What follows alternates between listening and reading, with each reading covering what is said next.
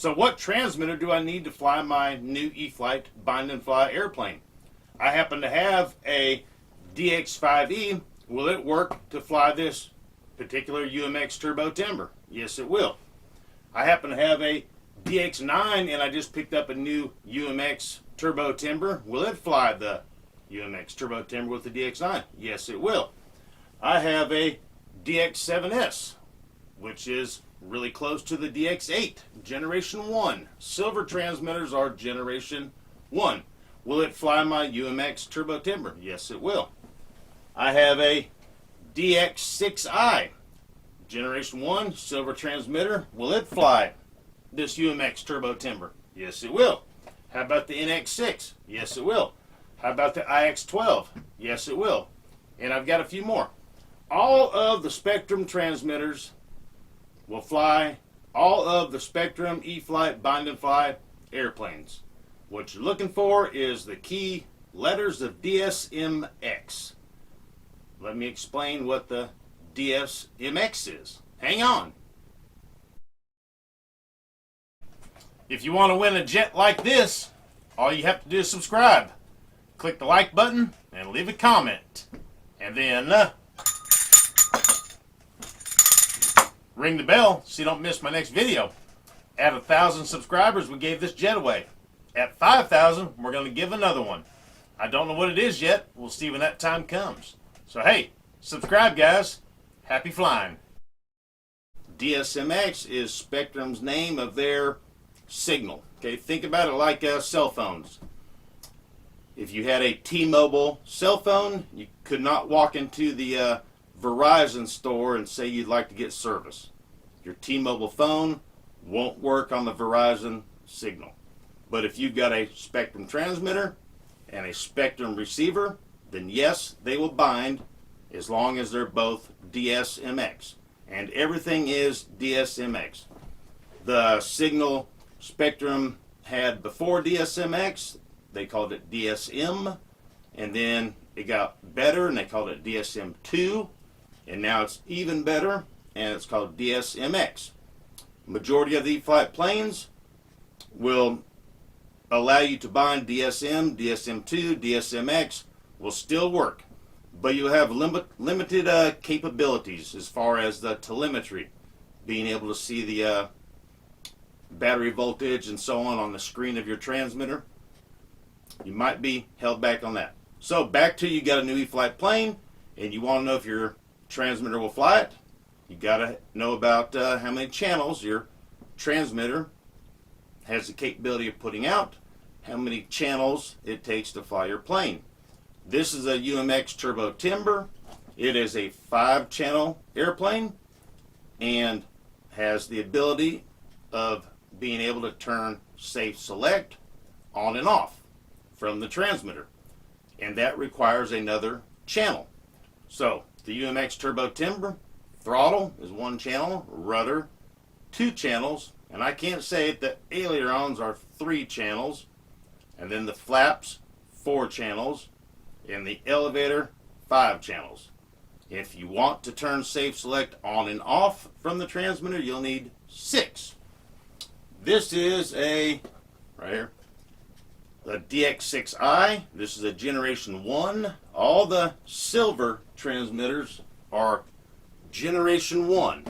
They will still fly your plane perfect, but in the Generation 1 transmitters, you won't be able to see the new smart telemetry data that the newer planes are putting out. There's some that you'll be able to see, but for the most part, you won't be able to see the telemetry. It will still fly the plane all the time. This is a DX7S. This is what I fly and use 80-90% of the time that I use on my E-Flite Extra 300. But I have the first edition non-smart Extra 300, so I don't need a smart transmitter. When I fly my other planes that do have smart technology, the avian speed control and the smart receivers, then I use my DX9 for the most part. All these transmitters are are all DSMX, and they will all bind to an E-Flite bind and fly plane that has a Spektrum receiver inside. The only holdback is the number of channels your transmitter is able to put out, the number of channels it takes to operate your plane, and the holdback on maybe not being able to see the telemetry data. And let me demonstrate two different transmitters here for you, looking at the screen on each of them, and we'll be able to see and not see, and we'll see the difference. So hang on. One more difference before we bind them up. If you happen to have a Generation 3, like an NX transmitter, when you get your new airplane, you can pick what plane you got in the list directly from your transmitter, and then with a couple clicks, now that model is loaded into your transmitter, ready to go. If you have a Generation 1 transmitter, like my favorite, the DX7S, then you'll have to program the model into your transmitter, per the manual's instructions, which is really not a bad way of doing all your planes that way, because now you know what switch is doing what. Instead of just click and that plane is in your transmitter, then you got to figure out what switch does what. If you're following along in the manual and it says do your flap settings in position 0, 100%, and then position 1, 50%, now you're kind of learning what the switches are doing as you're programming it. Let me show you this right here, and then we'll bind them up. All right, so here's an example for you on different transmitter setups. The first one is the DXE, which does not have a screen on it. It says refer to the Spektrum website to download the UMX Turbo Timber for this demonstration purpose. This next block here says DX7S and DX8. The DX6i would also fit in this block, and it tells you how to set up the plane for those transmitters. And then Generation 2 is the list here, starting with the DX6E going down to the IX12. And the reason there's no directions for the NX transmitter is because the airplanes are in the transmitter. There's an entire list of all the planes in there. Brutus is barking. Hang on a minute. My dog's raising hell. It's because of that. Look at that. It's on my deck.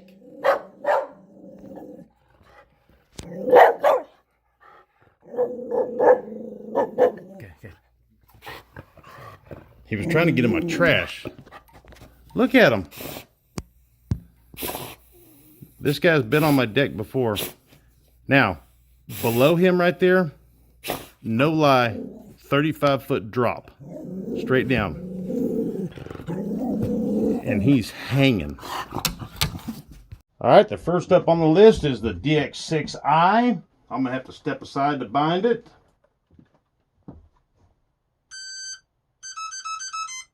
All right, holding the bind switch, powering on the transmitter.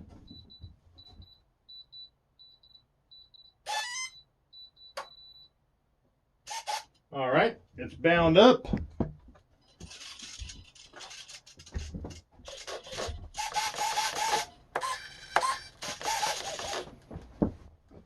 And looking on the screen of the transmitter, there's not a whole lot to see on the DX6i. No telemetry, nothing. Next up on the list, DX9.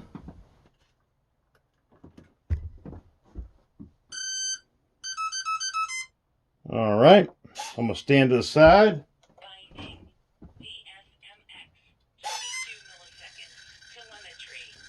All right, the DX9 is bound up. And we can take a look at the screen on this guy.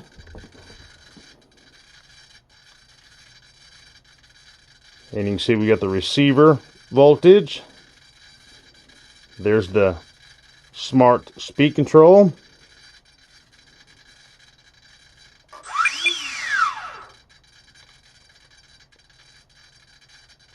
So we got the flight log, which shows the signal strength, plus the receiver voltage, which is the battery voltage. and then also the information on the speed control. So you get to see that telemetry on the screen of a DX9. Next up will be a NX transmitter, and we'll pick the model out of the lineup. So you're in your transmitter, you will go down here to System Setup, Model Select, and we will go to Add New Bind and Fly Model. And here is every helicopter and E-Flite plane that is a bind and fly. And I'm just scrolling through the list, and I'm looking for the UMX Turbo Timber.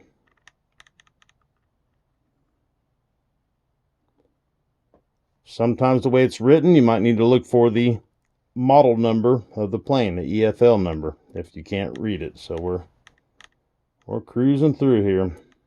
There's the Turbo Timber.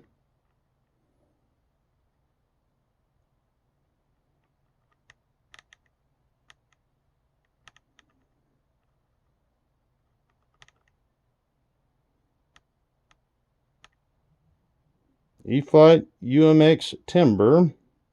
We need the Turbo. E-Flite UMX Turbo Timber. Select. Import. So we're loading the airplane into the transmitter this way. Now it's in there. The other way is the manual, doing it step by step. So now we can bind it. Down here to bind.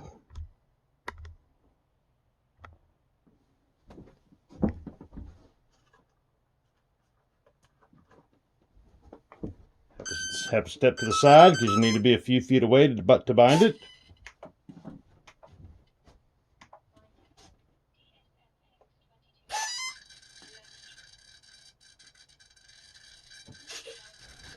All right, the NX6 is bound up to the UMX Turbo Timber.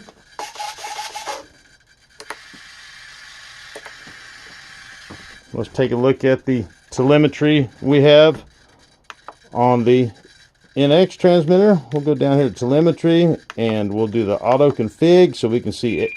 So we can see everything that's possible for it to give us.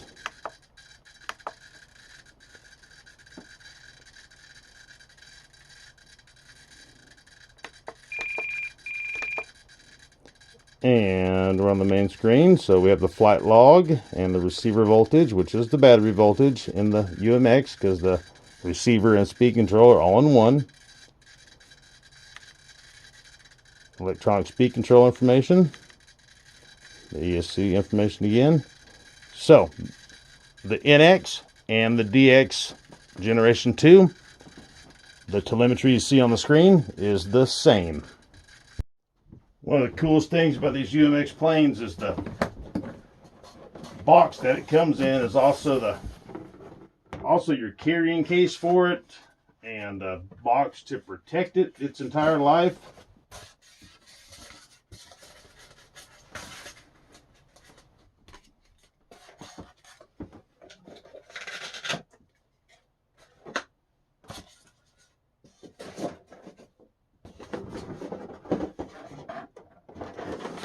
Just like so.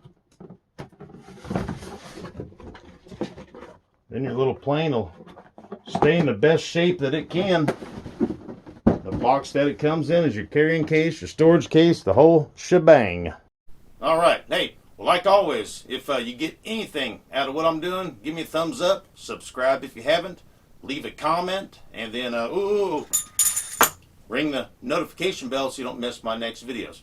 Well, hey, I hope that helped you guys out. That's my whole point of this YouTube journey, is to get back and help people out and get more and more people involved and interested in our hobby. You know, the more the merrier, and more products will come out and things will get better if people are into it. You know, I can see a huge difference from 2 years ago until today just because of the demand, and I think it's awesome. So let's keep on going. You know, and I get stories from you guys saying, hey, Sean, me and my friends saw your video, and now there's 6 of us, you know, all flying, and we weren't before. So hey, let's get more and more and more, and pretty soon everybody will be into it.